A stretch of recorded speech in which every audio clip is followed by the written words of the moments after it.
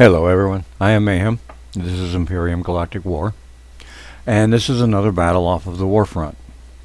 We have a level 90 Tyrannar base being attacked by a Sovereignty fleet of 4 Dreadnaughts at level 35. He is using a graviton bomb style weapon so far. Beams and missiles are coming out from the base.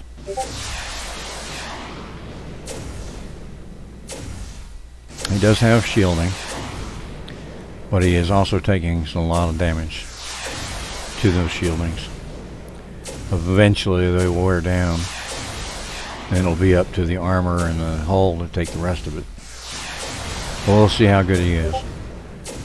He's got the first pylon down, and then there's a resource depot in the way, but he's focusing on that second pylon. The pylons are what really are the protection for the base. And you can see he's got a fairly good grid system set up there, where you've got to take down one pylon to get into the first area, and then 2 more pylons to get into the next 2 areas. And it's kind of a cascade effect like that. But it's a lot of damage those pylons can take. The next one is down, but there's nothing in that section to be accessed. There's another pylon down. The command center is out there in the middle, on the edge, without any protection really. But he can get that at any time. There's 2 more. Now he has access to 2 of the point defense platforms and 1 of the barrier generators, and they're already gone. Those weapons are guided. They do splash damage. And if the target that they were locked onto is destroyed, they will immediately go after the next nearest target.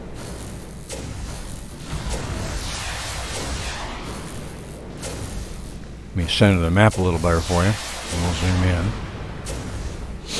Okay, there's the reactor station right in the middle. That provides the power for all of the shields, the barriers that are put out by the barrier generators. So if you destroy it, the barrier generators are useless.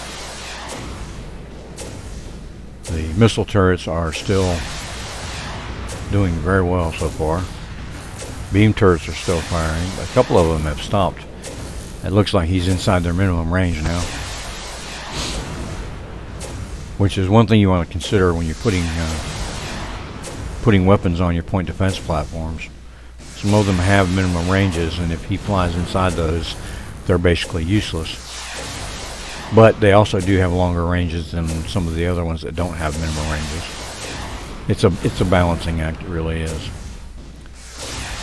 Alright, as you can see, those pylons are generating that barrier for quite a distance. Once the next one goes down, he'll have access to looks like another barrier generator, which isn't doing anything right now, and 2 missile turrets.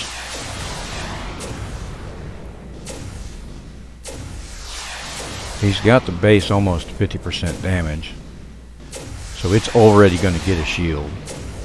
That northern pylon goes down, he'll have access to 3 more turrets or point defense platforms, one of which is not firing because he's inside the minimum range. And then there's 2 missile pylon or platforms there as well. And then one of the barrier generators that's not doing anything because the reactor station is destroyed. He's spun off 2 of his Dreadnaughts. He's going around the outside to get the shipyard and the dock. He's got the other 2 in the middle of the base taking out the last of the missile turrets. If he gets a little bit closer, he'll be able to avoid those 2 beam turrets. He'll be inside their minimum range, and he's moving there now. Yep. The Dreadnaughts are slow, but they are extremely beefy. As you can see, he is barely taking any damage whatsoever. The only things left are those 2 beam turrets, which he's inside the minimum range for one of them, but the other one is still shooting at him. He could easily just move forward about an inch or so, and he'll be inside that one's minimum range and not take any more damage. And it looks like he's trying to get there.